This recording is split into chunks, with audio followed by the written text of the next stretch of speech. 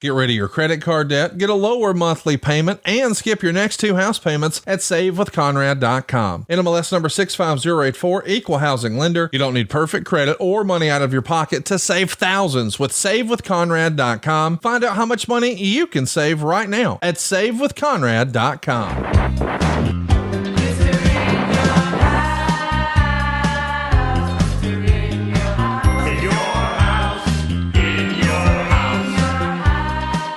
Hey, it's Conrad Thompson, and you're listening to Foley is Pod. And of course, we couldn't do it without the hardcore legend himself, Mr. Mick Foley. Mick, how are you, man? I'm doing great, Conrad. Doing really good. We are having a lot of fun, taking a stroll down memory lane, talking about all things 1998. What a big year it is for your career.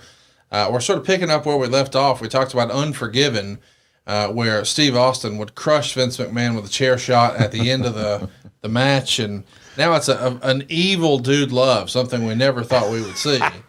And the next night on Raw, the show is from Hampton, and we'll get into the invasion. But WCW is preempted due to the NBA playoffs. That feels like a real opportunity for the whole company to put their best foot forward here, no?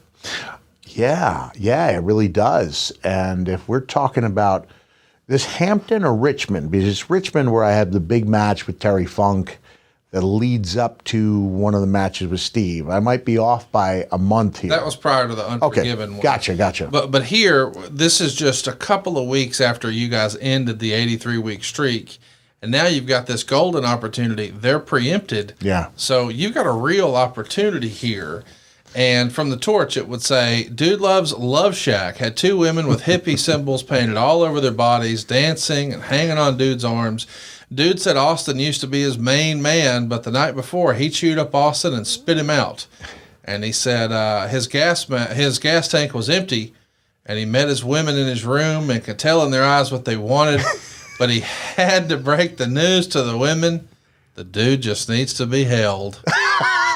What a great line that is.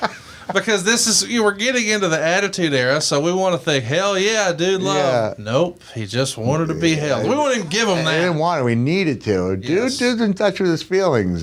Sometimes a man just needs to be held. You would go on to say, the ladies missed out on a beautiful night of passion, but he is without the gold because Stone Cold took the easy way out by trying to get counted out to save the belt. He said McMahon talked him out of it. Dude said Austin KO'd McMahon, and Austin should be fired, and they should have Dude versus the former champ Shawn Michaels to see who deserves to be champion.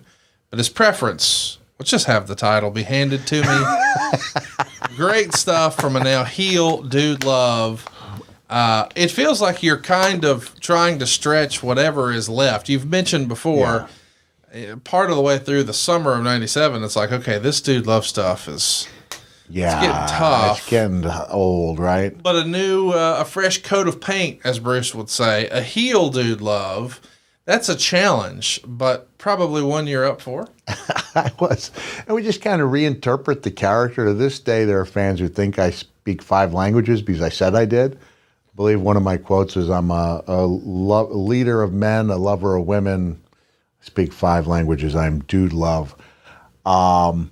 It was fun. I mean, I'm just picking up things as we go. I realized I need a sports coat, and at that time, Mr. McMahon and I had this, similar, different physique, but same, same jacket size, and heavy padding on the shoulders, and so I'm wearing Vince's sports coat, but I still have the sweatpants and sneakers on. It's the best. And we're having fun, and I'm Vince's guy. Like, how much fun is that to be Vince's guy, his corporate guy? And of course, we all know the road it leads me down, and it's a fun way, it climaxes, I guess, with Rock, with the double turn.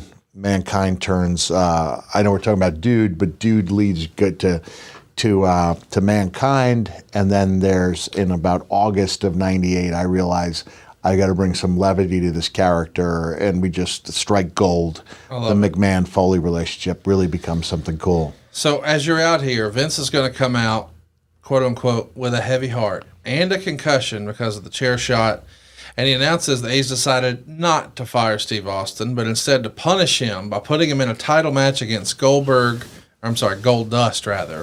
with Gerald Briscoe as the referee. And you do not take kindly to this because you felt like you deserved it.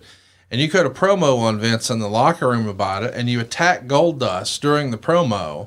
So I guess we're trying to show that there's a heel edge to Dude Love. It's not all fun and games. Oh, yeah. And you come out at the end of this Goldust-Austin match, and you attack Austin. Austin gets the upper hand, and he ends the show standing tall. But still, this is an episode that's unopposed. So it sets an all-time record rating for Monday night. It does a 5.7. That's the draw of the Dude. And the real news coming out of it is the DX invasion. What'd you think of that? When you first see the invasion, like this is something fans have sort of dreamed of for a long time. What if this guy showed up? And we even saw some of that, like on the first Nitro when Luger showed up. It's like, hey, what's he doing here? Anything can happen, right? Yeah. And now, we're having some fun with it. DX hamming it up in the army fatigues. Was that something you wish in hindsight you could have been a part of? Because you had a natural story as a guy who had been there. Yeah, but I mean, I think you would have watered down the entire angle if you started including, like half the dressing room probably had a beef of some kind with WCW. It was just perfect for those guys, and I really enjoyed doing that episode a few weeks ago. It aired a few weeks ago. We filmed it months ago. Sure. Where we try to find the Jeep, and we found some other DX memorabilia. But that was a great moment. It reminded me of the Cell in the sense, now it didn't remind me of it at the time, but looking back on it, it reminds me of something that gains momentum and builds in lore as time goes by, so that it's talked about, it grows organically in a way that can't be done now in the social media age, where I think both events would have trended for a couple days, and then it would have been, what do you have next for me? Whereas in this case, it had time to build in people's minds and became more legendary as time went on, as it should have, because it was really great stuff. We should also mention that the next show is a taped show, and you were right. This is the Richmond show, and you would write that this is one of your finest hours.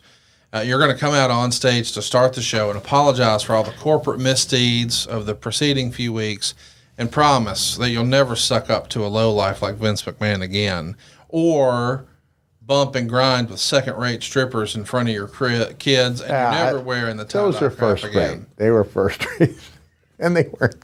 I don't think they were exotic. It wouldn't matter anyway. I shouldn't have used that phraseology, but go ahead.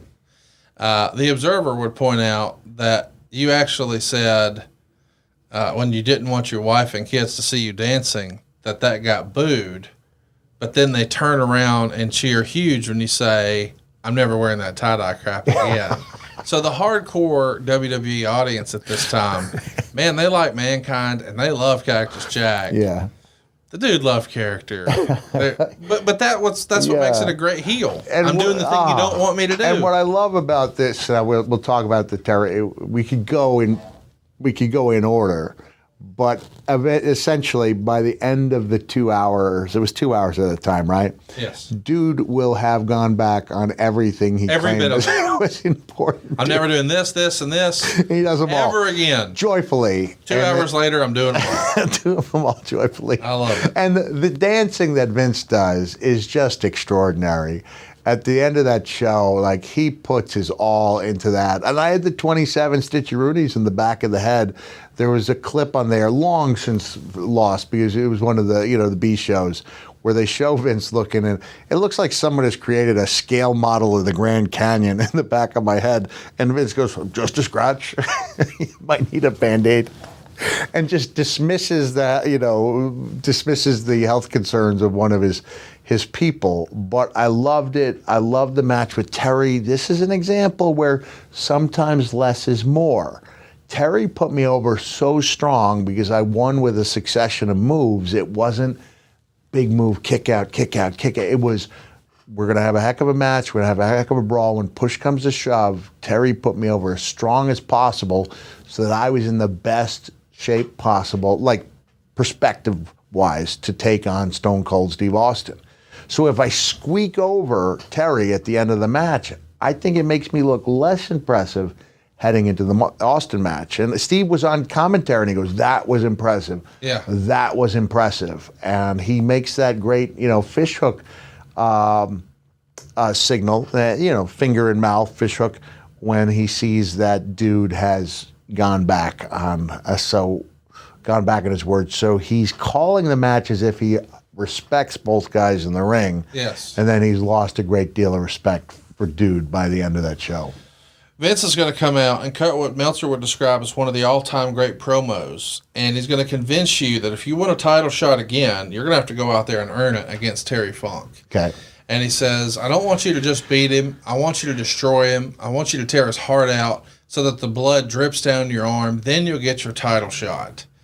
And you wrote, I was completely under Vince's spell until the sound of glass breaking and the roar of 18,000 fans signaled the arrival of Stone Cold, who proceeded to tear down the Love Shack. So this is the end of the Love Shack set, and you would think you would be all over him and attacking him, but after you've just said you don't care about McMahon, blah, blah, blah, you're not defending any of this stuff. So you guys, you and Vince, just stand by and watch it happen. Of course, Vince is annoyed. You seem to be pretty okay with this. I was okay with it.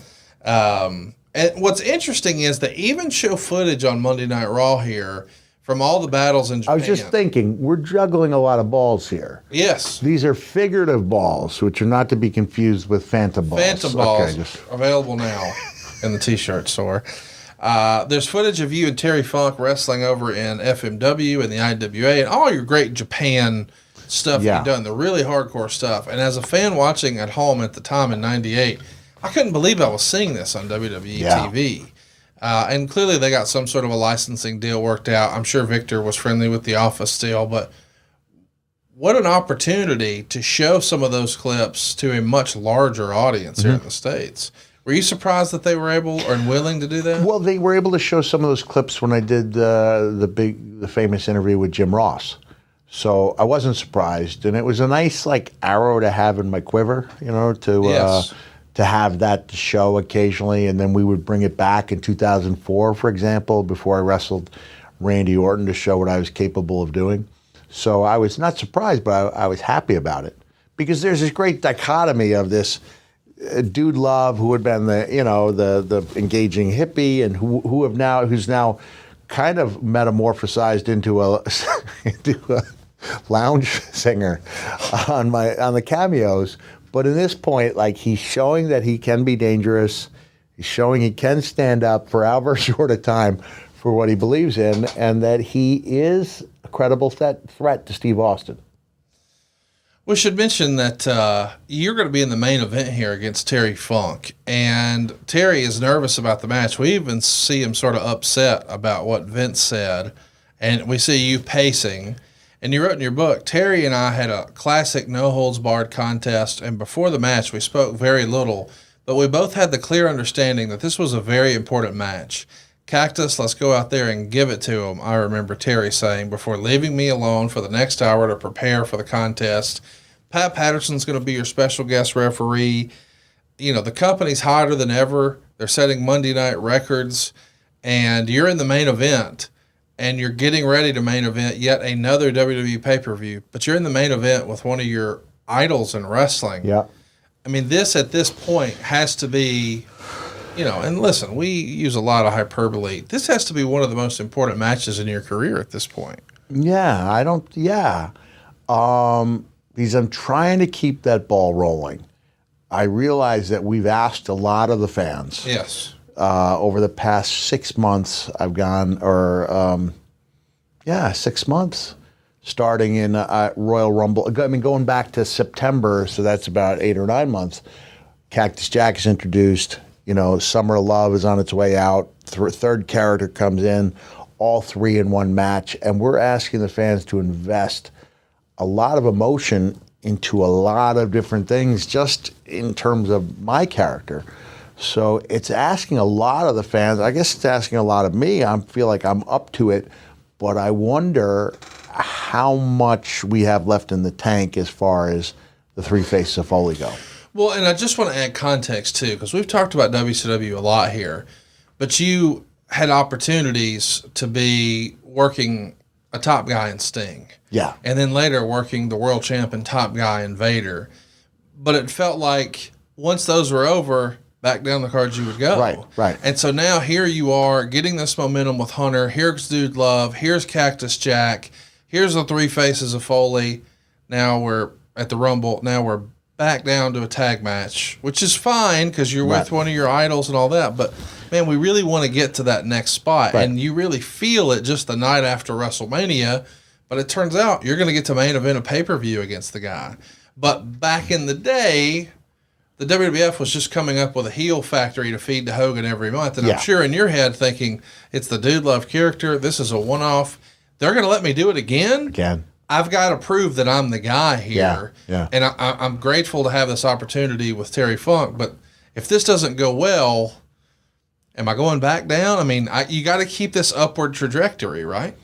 I do. And it was so important to me that everything be perfect for that night in May that I spent the previous night wrestling Brian Knobs in an independent show and driving 500 miles through the night when I got a cardio machine like Austin to contend with.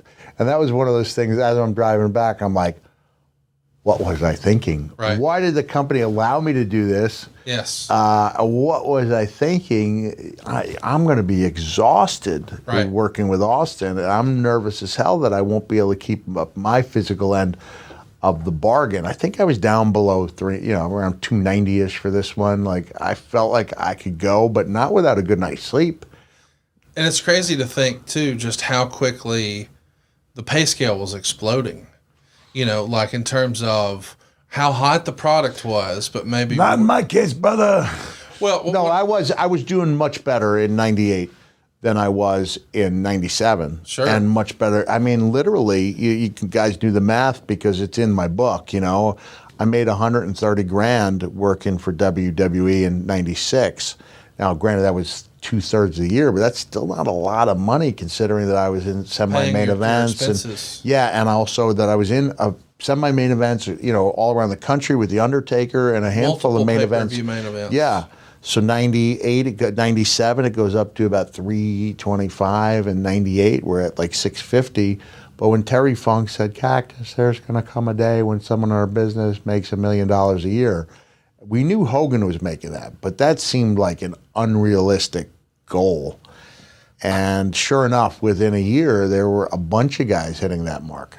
Just a couple of years prior to this, you were tickled to get $500 for a house show at an ECW event. Sure. And I got I won't say their name because maybe he doesn't want me to reveal, but I got a message from an independent promoter who you and I both know pretty well.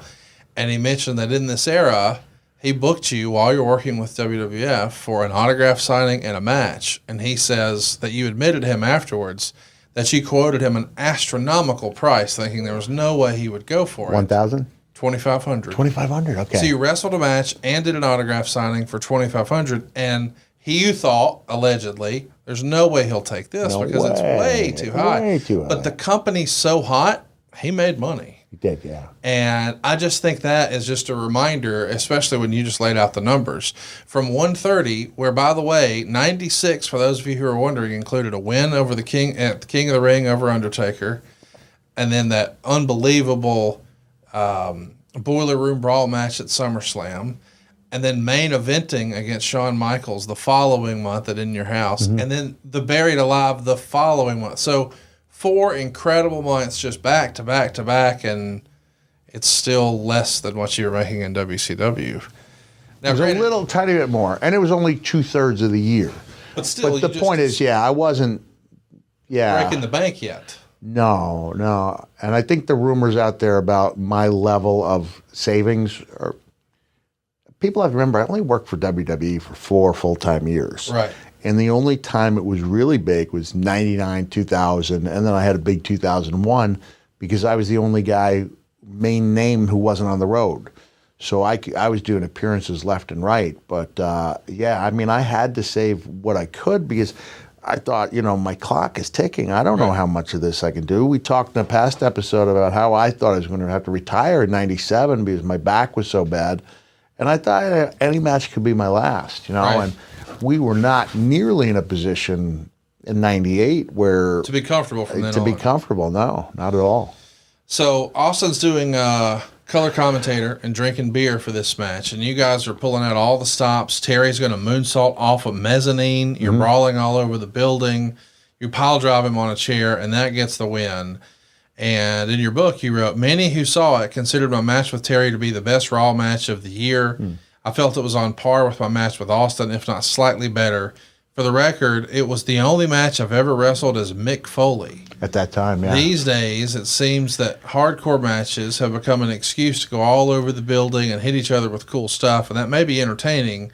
And I'm not saying it's not painful, but in my mind, it takes away from the things that really should be about intensity. And Terry and I wrestled with intensity that night, lots of it. Probably still to this day a career highlight, no?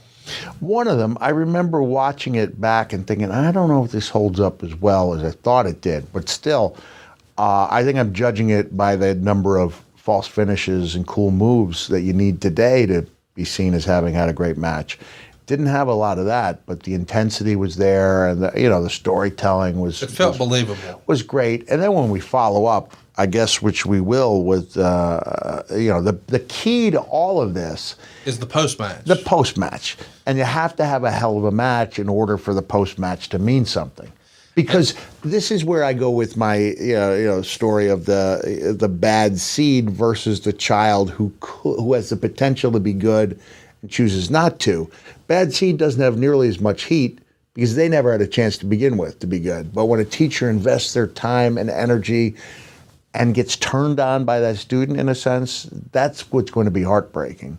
So I wanted to offer up enough of the admirable qualities of myself so that when I turn on all of them, it's more heat. I gotcha. You come out the winner, of course. You're going to challenge Austin because that's what McMahon laid out to you. You got to beat Terry Funk, and you did. So Austin gets in the ring, throws the beer in your face, and then you immediately lock on what you think is the mandible claw on Austin. But it's actually lock it on Pat. Patterson. I can tell you what Pat's comment was when he found out he was going to take the mandible claw. He said, "Go deep." Isn't that a great comment? Go Deep is a new shirt available now. Foley is Pod shirts. Of course, when your vision clears, you see Austin flipping you off, and you realize, I did the wrong guy. And then here comes Vince with two second-rate strippers and your tie-dyed outfits in his arms. Let's just say they were top-notch exotic performers. There you go. Okay. Your music kicks in. You get up to the top of the ramp, and they're playing the Dude Love song, and here you go, strutting and cutting and bumping and grinding and dancing with Vince. It's a great end. We start with, "You'll never see me do that again." Okay, you got your title shot. I'm doing it again right now, brother. Yeah, I'm never going to wear this stuff. Here I go, taking it back like I'm holding on to the Sacred Creed scroll. And I just thought it was, although I remember I had to call my friend McKay. I usually stayed with a middle school and high school friend. I usually stayed with her and her husband when I was in Richmond, and I had to call her up and say, I don't think you want me to stay over. I'm in the emergency room, and I'm probably going to get blood on your pillows. So I got myself a hotel, brother. I love the interview, though, that you do. It doesn't air, but that's when the whole story about, just a scratch. Maybe a Band-Aid. The show is a smash. It really sets WWF apart from WCW at the time. I assume that this, and I know it's a collaborative effort, but Vince Russo probably deserves a lot of credit for this, does he not? If anyone liked the stuff I did before he left, I mean, it's almost guaranteed that he played a role in it. Yes. And then I would have, and then it's up to the performer and kind of take that stuff and run with it. 5/11, so April 11th, 1998, you're in Baltimore. May 11th. There you go. May 11th. Did I say that? You said April. Oh, sorry. 4/11. Okay. Yeah, in Baltimore. Apologies. The remaining 3 weeks, that's what we got. We got 3 more weeks to get toward the Over the Edge pay-per-view. It's going to be the last day of the month. And you wrote in your book, you decided to tweak Dude's image. If Dude was going to be Vince's hand-picked corporate champion, then I felt like I needed to look like it.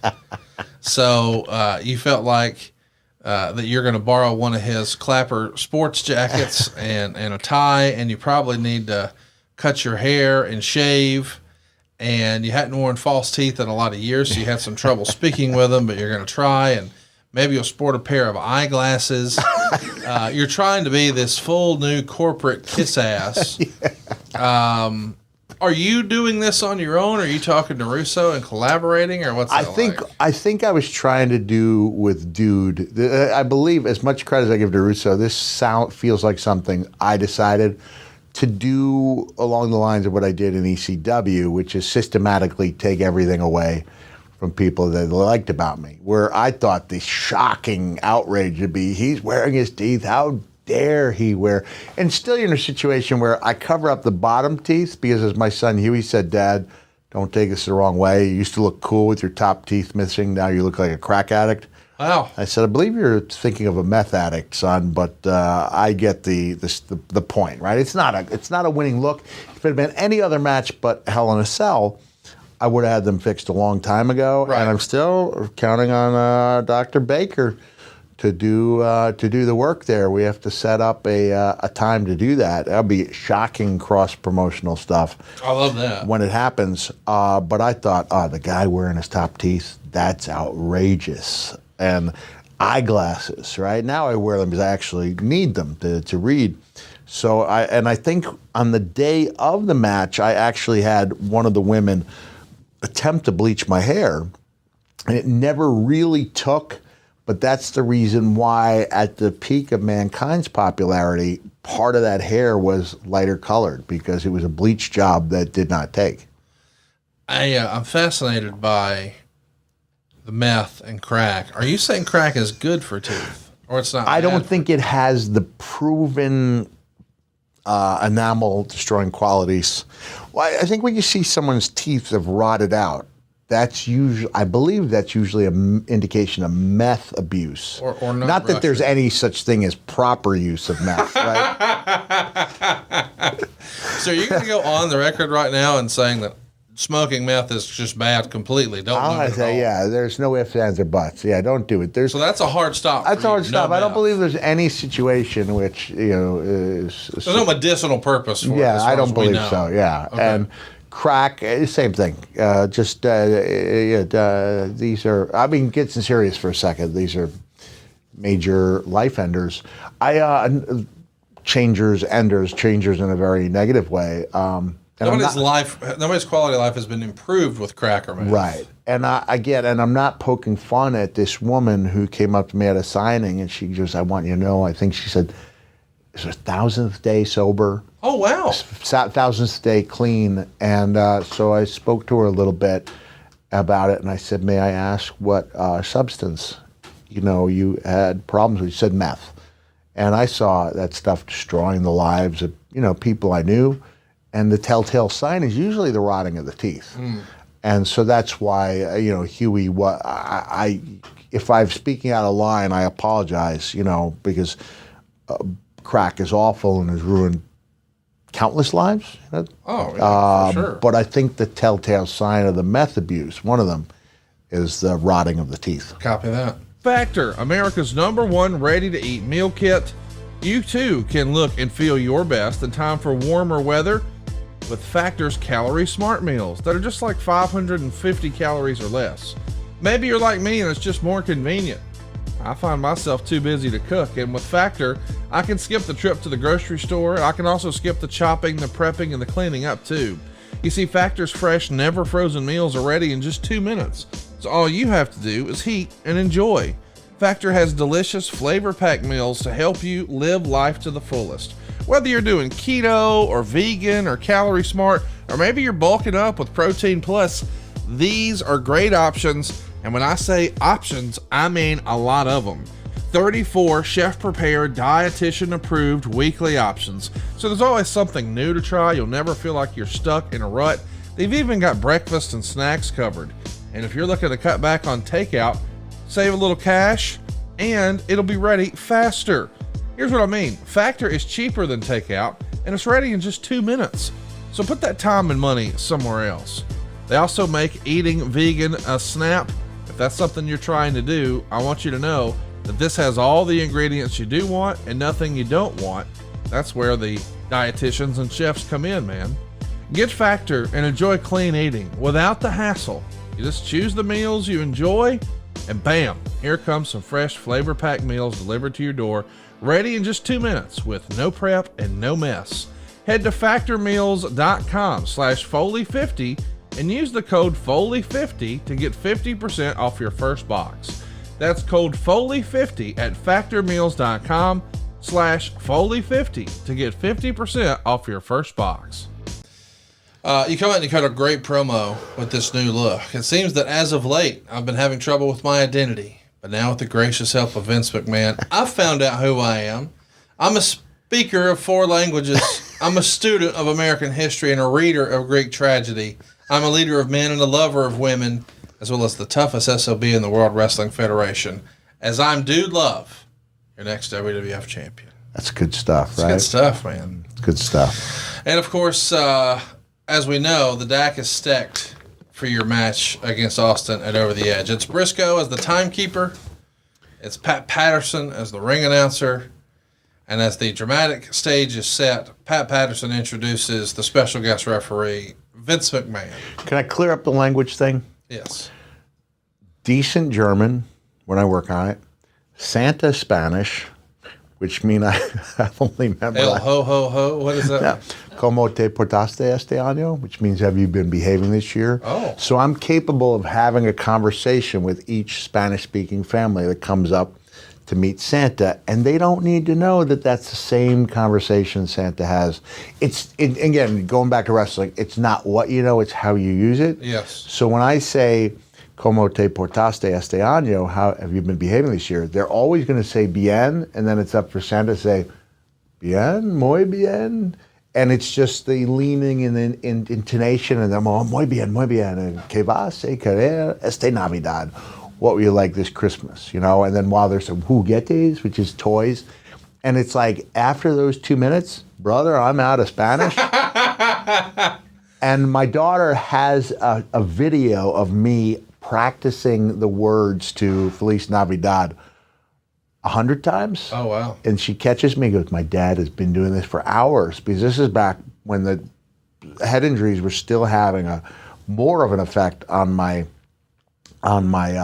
short-term memory. And so I had to do it over and over and over and over. So we got the decent German, Santa Spanish.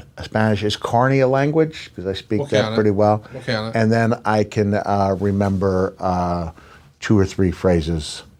Goto.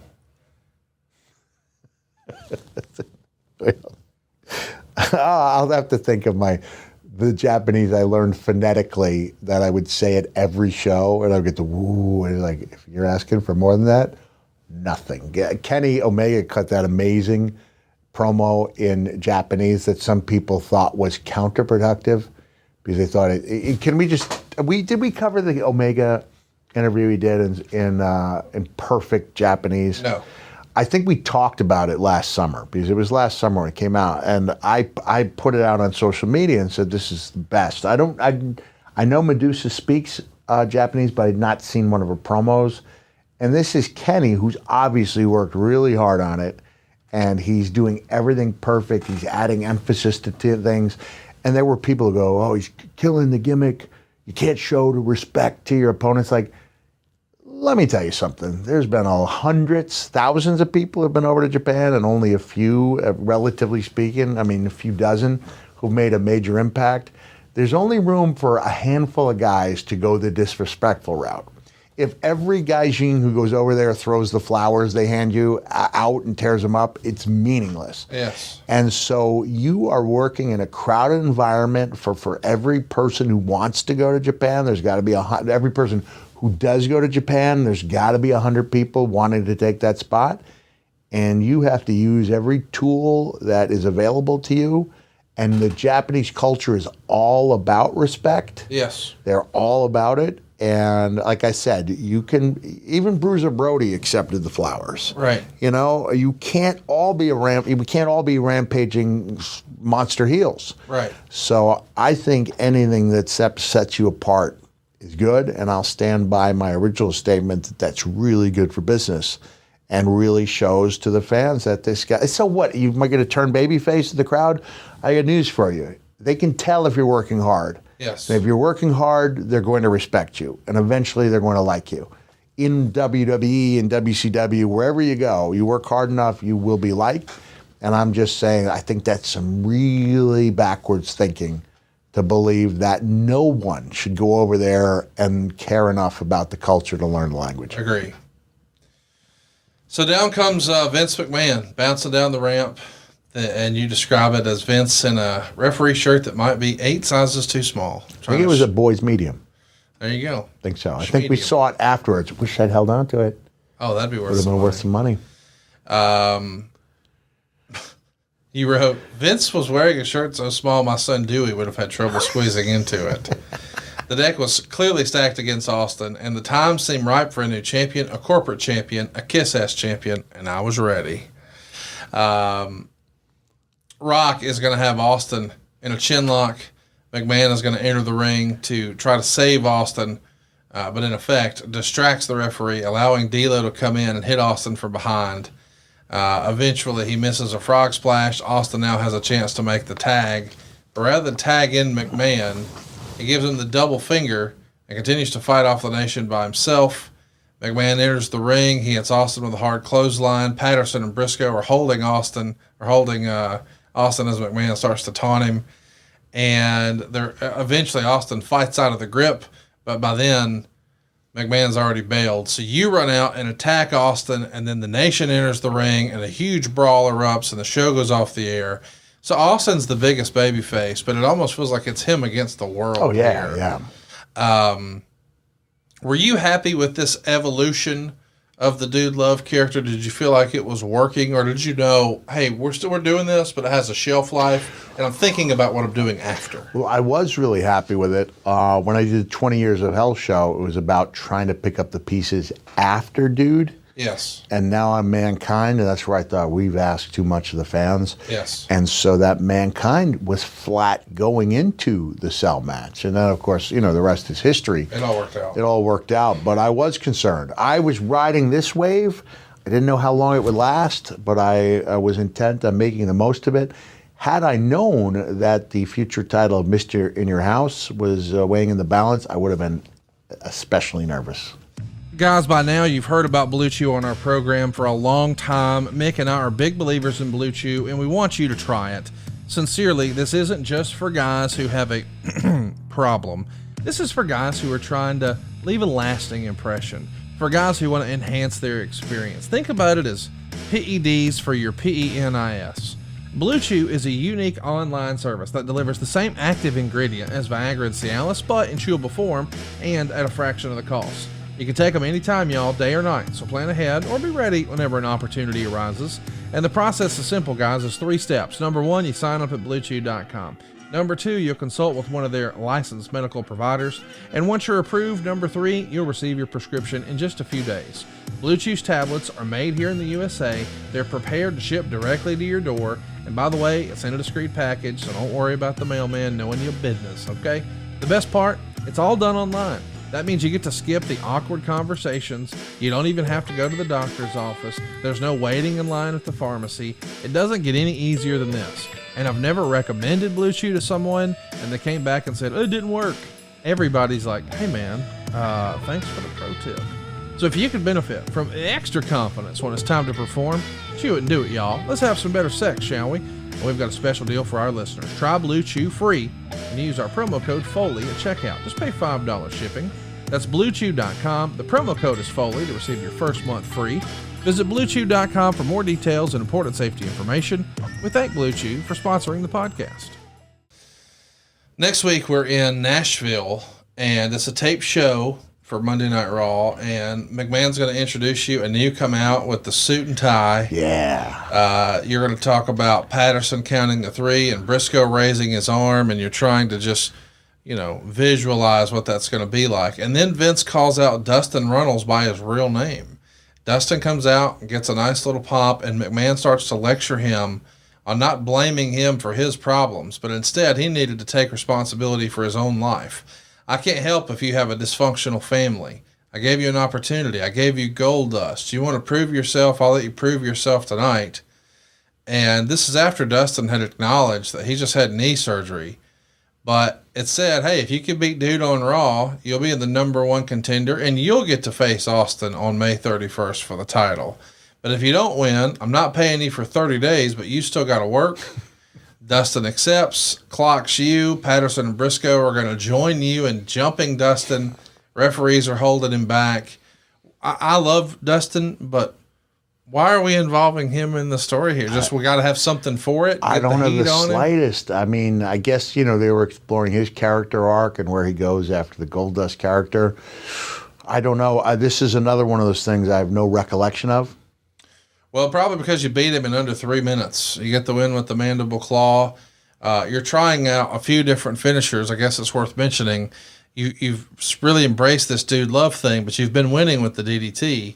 Now we're back to, I guess, what we're calling the love handle. The love handle. And what I liked is Vince had written in a heart on your arm, which is such a great touch for this. The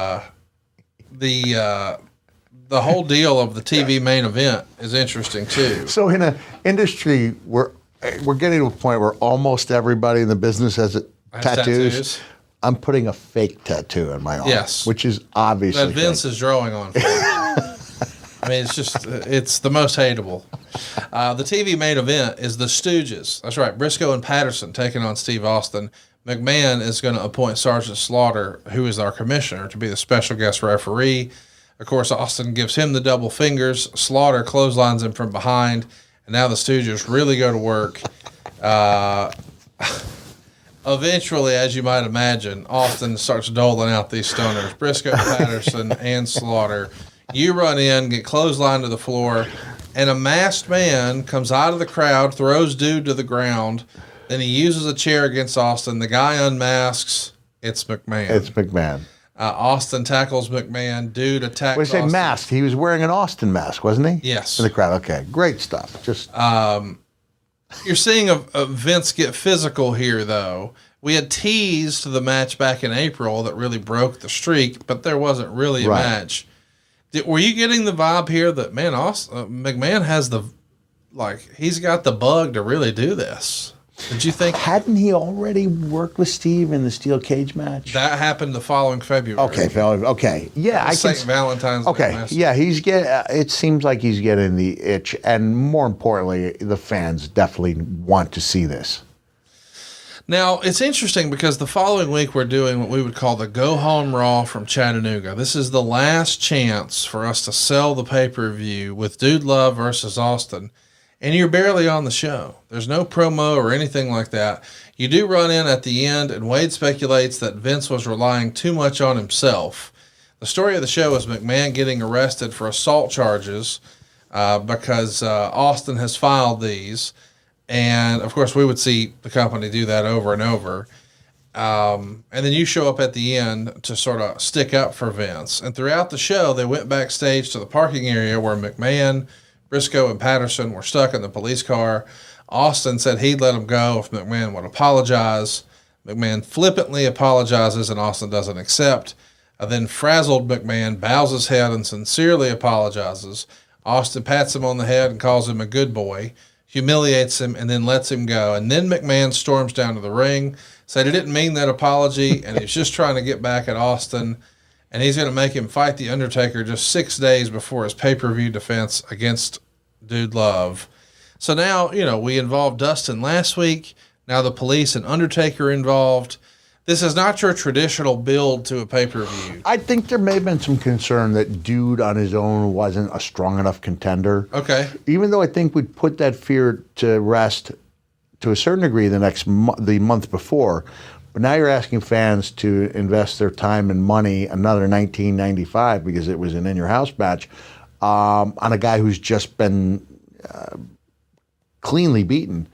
Or not cleanly, but overmatched. A very good match that we had in April, but I think there was little doubt that I was the loser of that match. Right. So I'm just speculating that may have been the guess. The idea was that Dude alone is not going to be strong enough. It has to be like Austin against the world.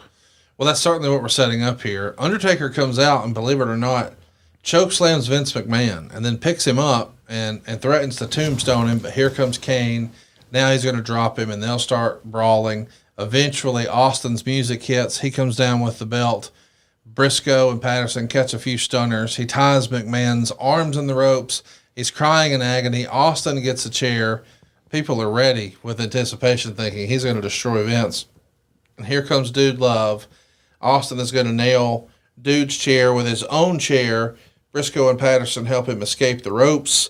And that's sort of the finish for this Go Home edition. And then that also gives Undertaker a reason to be involved in this May 31st Over the Edge match with me and Steve. He's the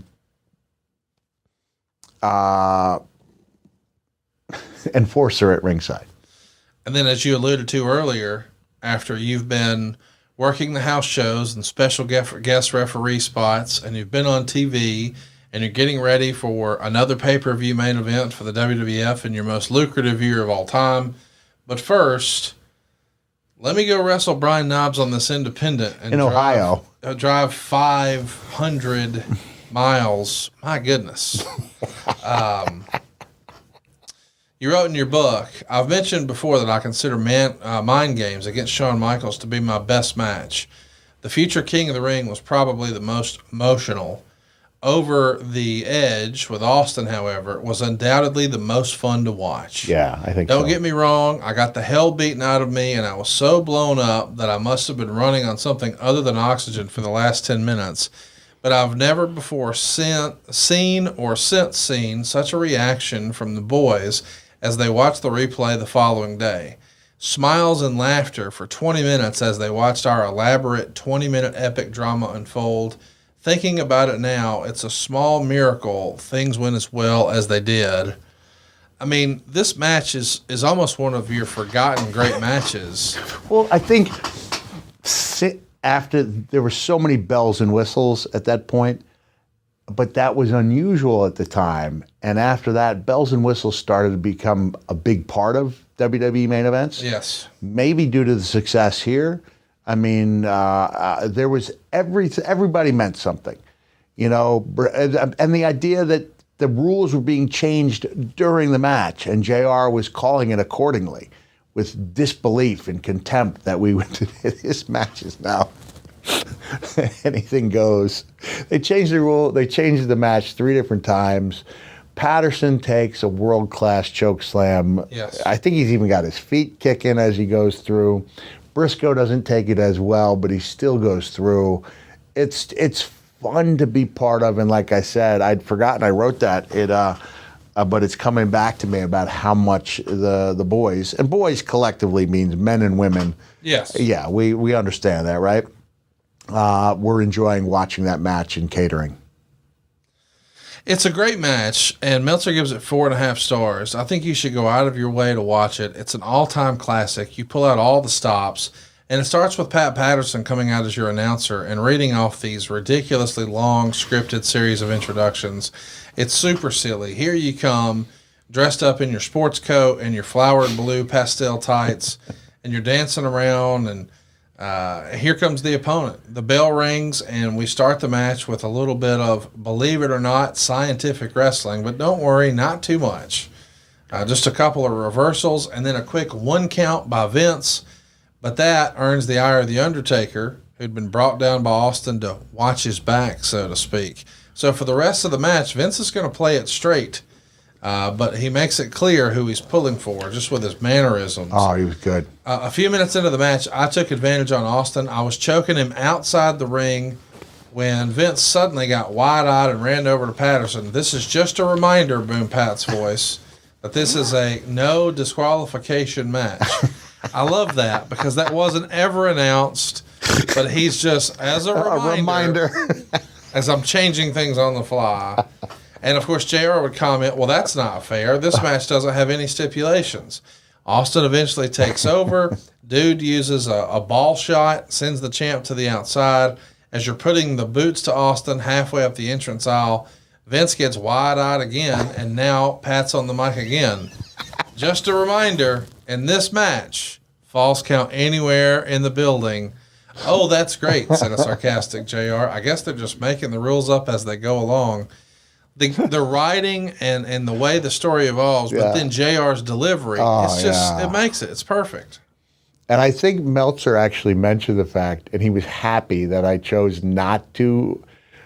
I climbed up on top of a second junked car because that was the set.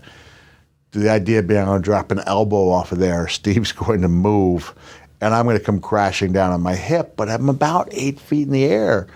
And so I guess I had a little crisis of confidence, kind of did the feet to the knees to the hip, and Dave was actually grateful because the pop I was going to get is a pop I did get as opposed to what I would have gotten. There's not much that difference, but the difference physically is that one means I'm going to be okay after the match. The other means I'm going to be walking with great difficulty for a couple weeks.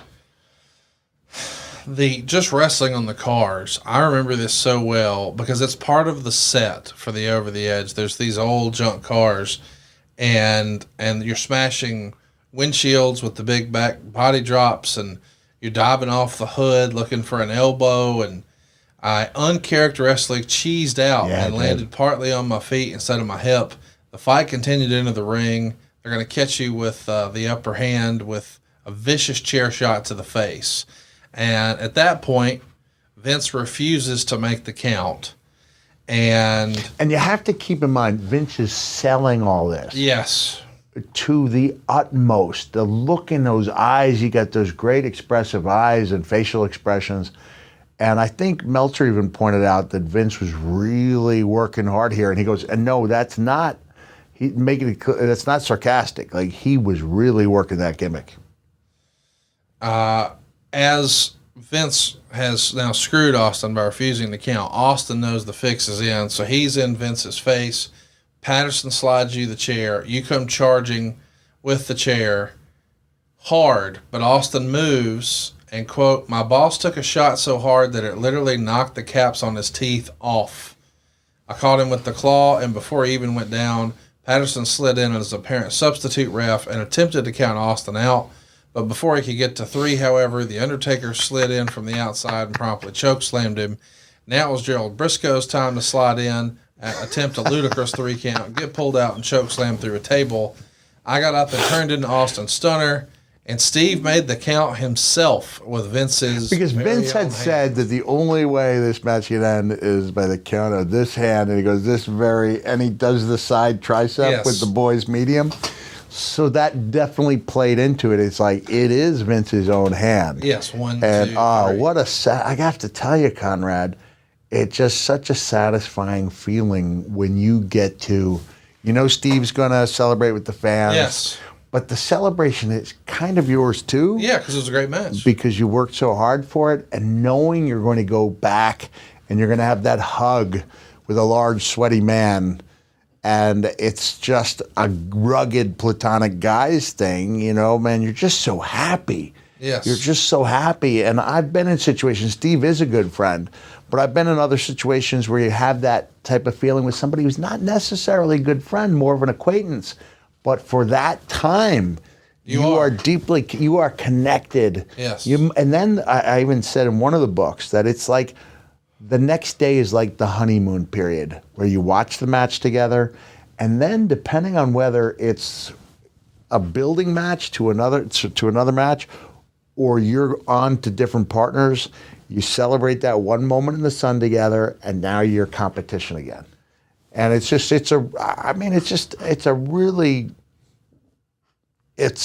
unique, I don't know, I guess basketball players, other athletes have this too, where somebody becomes competition with trades and whatnot. But I think it's a pretty cool aspect of what we do to have that moment. And that's what I've missed. That was one of the things I missed the most, was not having those moments again. And and as much as I love doing the one-man shows and my appearances where I help out Santa, I've had a few of those that are almost as gratifying. But that bond with your opponent, oh man, it's something really special. So by now you know that Mick and I have spent a lot of time talking about some of these death matches and some of these bloody wars that he had. But you probably also know that blood was intentional. You see, nobody wants to get cut accidentally. But unfortunately, a lot of us do it. If you're using a cheap razor, you're getting those nicks, those cuts, that irritation. And I got to tell you, I got pretty annoyed with that whole subscription razor concept a few years ago. I found they just kept stacking up. What I enjoy most about Henson shaving is that it doesn't feel like a gimmick. It feels old school. Seriously, just the actual blade handle itself. Dude, it's metal. It's not some cheap piece of plastic that's gonna break on you or frustrate you. This is like, I mean, I'm not saying it's gonna last a lifetime, but it feels substantial. It feels like something our grandparents would have used. And at the same time, man, you get a whole pack of these straight razors. Dude, this is old school. But here's what's cool about it, and here's why I believe that you gotta meet Henson Shaving. They're a family-owned aerospace parts manufacturer that's made parts for the International Space Station and the Mars rover. And now they're bringing that same technology and engineering to your shaving experience. You see, I've learned that razor blades are like diving boards. The longer the board, the more the wobble. The more the wobble, well, the more nicks, the more cuts, the more scrapes. You see, a bad shave isn't a blade problem, it's an extension problem. So by using aerospace grade CNC machines, Henson makes razors that extend just 0.0013 inches, which is less than the thickness of a human hair. That means a secure and stable blade with a vibration-free shave. It's also got a clog-free design. You see, this razor has built-in channels to evacuate the hair and cream, which makes clogging virtually impossible. Seriously, Henson Shaving wants the best razor, not the best razor business. Let me explain. There's no plastic. There's no subscriptions. There's no proprietary blades. There's no planned obsolescence. The Henson razor works with standard old school dual age blades, but it gives you that new age, that new school tech. I mean, dude, these folks have made stuff for space. You darn right they can make stuff for your face. And once you own a Henson razor, it's only like $3 to $5 a year to replace the blades. I'm a big believer in this. I was overwhelmed with the value. Seriously, you're going to get more blades than you can imagine. In my first shave, I have to admit, I was a little intimidated. I haven't worked with a straight razor like this before, but dude, it was easy and I felt like a badass when it was done. I'm going to tell you, the design is incredible. The durability is awesome. It's super affordable. My buddy Cassio Kid came over to watch the Royal Rumble and I had told him about the razor before and I said, hey man, I got to show this to you. And I showed him the blade. I showed him the razor. It's something you got to see. I recommend it. It's the most manly thing you can do today. It's time to say no to subscriptions and say yes to a razor that will last you a lifetime. Visit hensonshaving.com/Foley to pick the razor for you and use code Foley and you'll get 2 years worth of blades free with your razor. Just make sure you add them to your cart. That's 100 free blades when you head to hensonshaving.com/Foley and use the promo code Foley. hensonshaving.com/Foley. Super fun stuff, man. I just love this match. I love this moment. And I'm curious, you know, we've seen a little bit of physicality from Briscoe and Patterson, and this is really one of the first times that they're getting involved like this. But they had to love just being involved in this, didn't they? So much fun. Yeah. So much fun. Pat had this idea, and it didn't get approved by Vince, but Pat had this way. I hope I do justice to him with the voice. He was like, I was thinking that when I come out and I'm giving that introduction, a fan just dumps a beer right over my head, and I'm looking like a wet rat. And it would have been funny, you know, it would have been funny, but it didn't get done. It didn't matter, though, but it's just an idea of this is how we were, you know, we were looking to put this match together. And he's willing to do whatever. Oh, yeah, he was. And you can see that he's, you know, even though he's decades past his physical prime, he's having a blast. Brother, he goes up for that choke slam. Briscoe, not quite to the extent, but still went up. And these guys are having, you know, a second half act in their careers that nobody could have foreseen. It's really no wonder that this match was so good. I mean, let's just recap who all's involved in the storytelling here. Stone Cold Steve Austin, The Undertaker, Mick Foley, Vince McMahon, Pat Patterson, Gerald Briscoe. This has, I mean, there's only one way this can go, which is fabulous, right? I mean, look at just the minds involved in this. Meltzer would say the crowd was going nuts for almost every spot. The one spot that didn't get a reaction was Austin stomping on Dude Loves False Teeth. That's when I thought would get the huge reaction. Right. And then to make things even more bizarre, and I talked about this on the first episode of Treasures, when Steve stomps a mud hole in those false teeth, and he did. I saw him walk it dry. First not before he walked it dry. And then he threw him out to the crowd. We come back to Milwaukee either 4 or 6 months later, and there's either security guard or police officer. Mick, we've got something for you from a fan. It's in a gift box wrapped up. I open it up, and it's my front teeth. And I'm thinking, this is a baseball hit into the crowd, yes. right? This is a given that this is a unique souvenir. Yes. And instead it becomes, it comes back to me, and I didn't end up using them. What'd you do with them? I would only wear them when I was Santa. And the reason I decided to get the bottom teeth taken care of, you know how wrestlers go, well, I would do it, but would my character do it? Oh, I see. So I finally reached a point where the teeth had rotted so badly, the ones that were knocked out and put back in. And I thought, well, Mick Foley might have rotten, nasty green and blue teeth, but Santa wouldn't. And so I got the one out of there with a ball peen hammer. And we were having trouble finding a dentist who would let me keep the teeth. Kids get to keep their teeth, but adults is considered refuse, it's garbage, dirty. And so I did find a dentist who would let me keep the tooth. And so that's out there somewhere. Think Dr. Britt Baker would let you keep a tooth? I'm going to ask her. I'll have to have a conversation with Dr. Baker as soon as we... Could you, you said you could speak it earlier. Could you ask Dr. Britt Baker, because y'all are both industry professionals, could you tell us what that might sound like if you used the time-honored tradition of speaking Carney? Yeah. Diazir Briazit.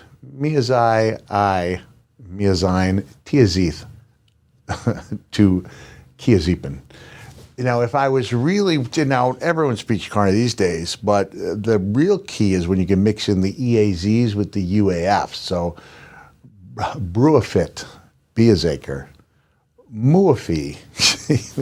And when you can speak it rapidly, it becomes really difficult for the average layperson to understand.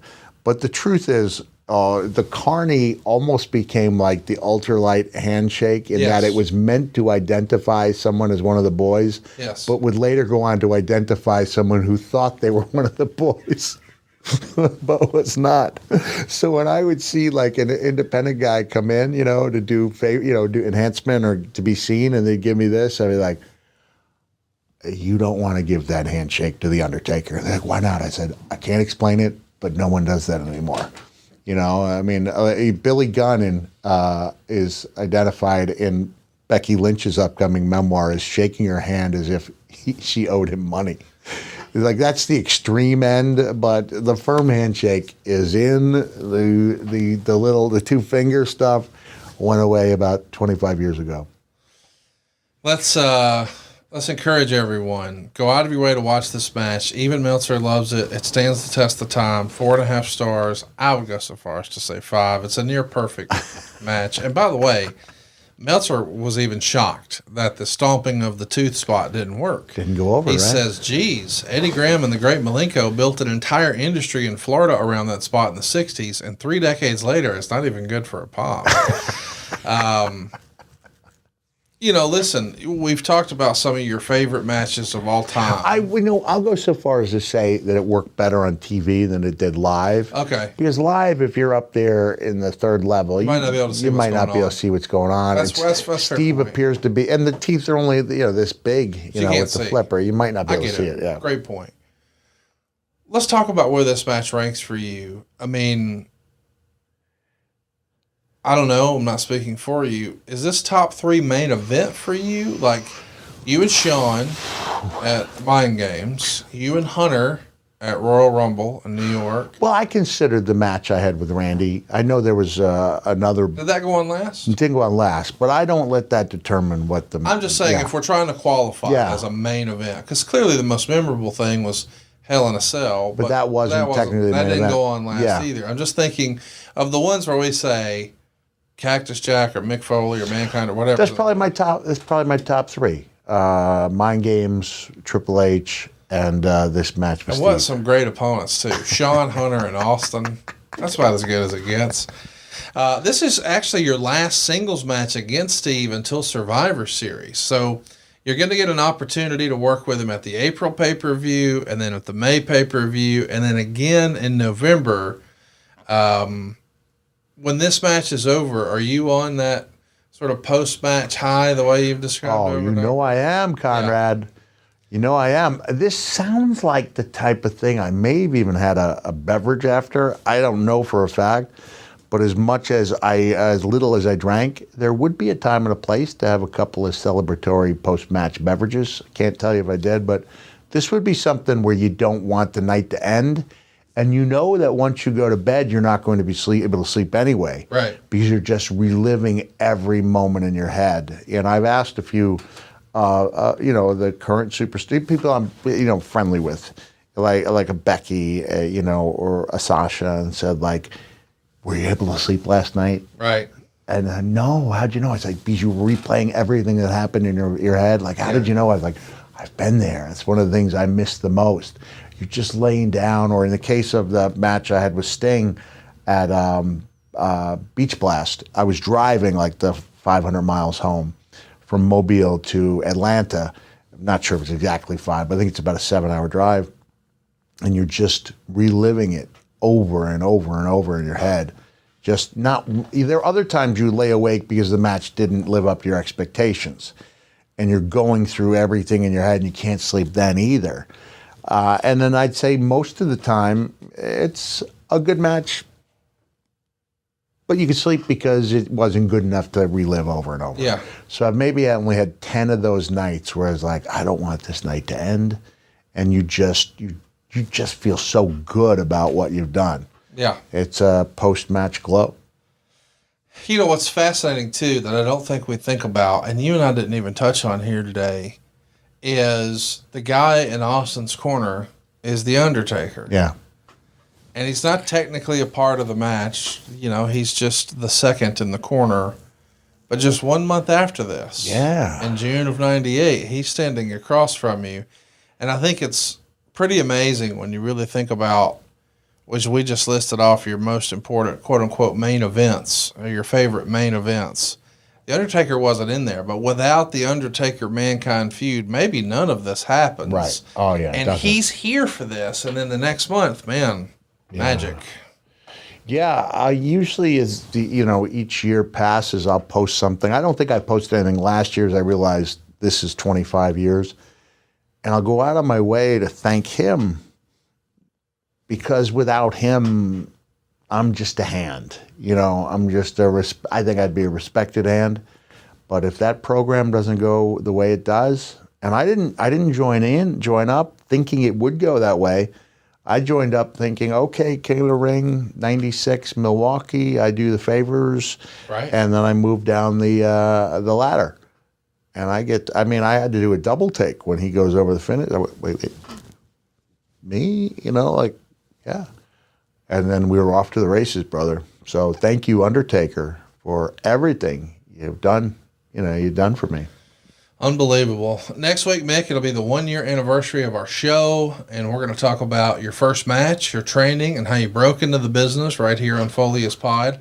Love to have your interactions on social. It's at Foley is Pod on Twitter, Instagram, or Facebook. So if you've got a question about that topic or any of our other shows, that's the place to stay plugged in. By all means, please take a look. See the video version of our show. It's unlike anything else we do. It's Foley on YouTube.com. You see Mick is sporting a brand new, different t-shirt today. They're all available at FoleyIsPodshirts.com. Bang, bang on the door, baby. Check it out. Foley. I'm going to leave you with a little wisdom, and I think this is important for everyone out there to know the value of words and how we use them. Yes. For example, I ran into a young lady a couple of years ago who told me the last time I saw her, I finger banged her. Wow. I said, I don't think that happened. Mama, didn't he finger bang me? And I said, are you talking about Me Bang, going bang bang. Yeah, let's find a different phrase for that. That just in the last couple of days when I was driving up and down the road, I was like, when I go back out on tour, that's a story. Do you think we need a finger bang me T-shirt? No, no. And it was funny because on a live Raw, only two guys in the back popped because they had traveled internationally. It was the little fellow without the little guy with the chin, James. Oh, Ellsworth. He goes, I remember, I'm giving this to you because I remember watching when The Undertaker tossed you off the... Said, he threw me off. Yeah. Let's not say tossed because it means something different in the UK. And I hear like three guys in the back pop and no one else has any idea what I'm talking about. But if I say that in the UK, it gets that monster pop because people can just... I'm not going to explain to you what it means in the UK and most of the world. That's not the United States, but... It has a very different meaning, and none of us need to be thinking about The Undertaker. So you're saying way. we can't have a shirt that says, Taker tossed me off and it changed my life forever? No. Thank you, Taker, for tossing me off. No. Under no circumstances. I'm putting the boots that one. I'm going to take that idea, Conrad, and I'm going to stomp a mud hole in it. And then I'm going to take that idea and I'm going to walk it dry, brother. I mean, I really want a finger bang me shirt. I mean, bang, bang. That's what we're talking about. By the way, if your business target's men 25, 54 years old, you should advertise right here on Foley is Pod. You hear some of the same ads over and over and over. Why is that?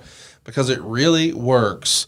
We have a super targeted audience, and that means there's very little waste. Go right now to advertisewithfoley.com to find out more about advertising here on the show. And, of course, just in time for Father's Day, Cameo. Is there a better gift? I can't think of one. Man, I do. I go all out. I really do. Father's Day, I try to treat it like a big holiday. I appreciate the fact that people place down their money. I try to give them something, all of you, something that outperforms expectations. So that's cameo.com/Mick Foley. And you can also see me this weekend at Comic Palooza in Houston. How about that? Check it out. We absolutely love catching up with you every single week. The only thing better than listening to this show is seeing you and meeting you live in person. And there's one place they can go to keep up with all of your appearances, Mick, and that is? RealMickFoley.com. Come on, RealMickFoley.com. We'll be back next week talking about your start in the business. Don't forget this Sunday, and every Sunday, by goodness, A&E, Most Wanted Treasures, of course. Last week, we got to take a look at Bret Hart. Yeah. Any idea, any tease for this week? I don't know. I don't know which one this is, but I can tell you they're all good. Yeah. They're all good, and I really enjoyed it, and I think I was exhausted because I traveled so much to do it, but it feels good to sit back and watch and see see everything that's up there on the screen. A lot of wrestling happening this weekend, but maybe none more fun than Most Wanted Treasures. Check it out, A&E, this Sunday night. You'll be glad you did, and we'll see you next week right here on Foley is Pod. Fite Plus is the ultimate digital platform for live sports and entertainment, and they're now offering a free 7-day trial at tryfite.com. Fite Plus is packed with a premium live event schedule, over 1,000 hours of live action every year, and a library of more than 4,000 hours on demand, plus exclusive content you can't get anywhere else. Fite is a great partner of ours. They support us, so let's support them. Give that free 7-day trial a shot, and you'll be a member for life. That's tryfite.com. tryfite.com.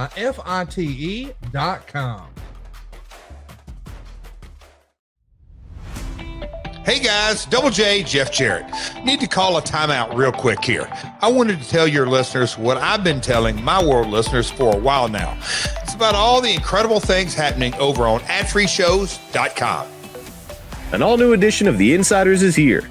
Conrad sits down with author and historian Keith Elliott Greenberg to look back on his time with the WWF during the golden era of wrestling. I wasn't working for, the JCP magazine, or I wasn't working for Vern Gagne's magazine as, everything was imploding. I was working for Vincent Kennedy McMahon, and I was watching the the company expand. And I was watching talent I've been reading about in the other wrestling magazines arrive on the scene. Ad-free shows members recently chatted one-on-one with the hardcore legend himself, Mick Foley, for the first edition of Ask Mick Live. Is there a particular place that you get the Foley flannel? Yeah, I do. I go on Amazon and I type in Buffalo Plaid. Buffalo Plaid is the one that has the even square checks, and I order them. They run small, so I order the 5X. Yeah, and I've got. If anyone's been watching Most Wanted Treasures, you'll see that I'm literally getting by an entire season with 3 long sleeve flannel shirts, a cutoff flannel shirt, and about 5 different T-shirts, and that's pretty much it, brother. Hey, that's just a small taste of what Ad-Free Shows has waiting for you, including a brand new perk, getting to join in on the live recordings of the shows with 4 levels to choose from. See for yourself why Ad-Free Shows is the best value in wrestling today. Sign up now at adfreeshows.com. That's right, sign up today at adfreeshows.com.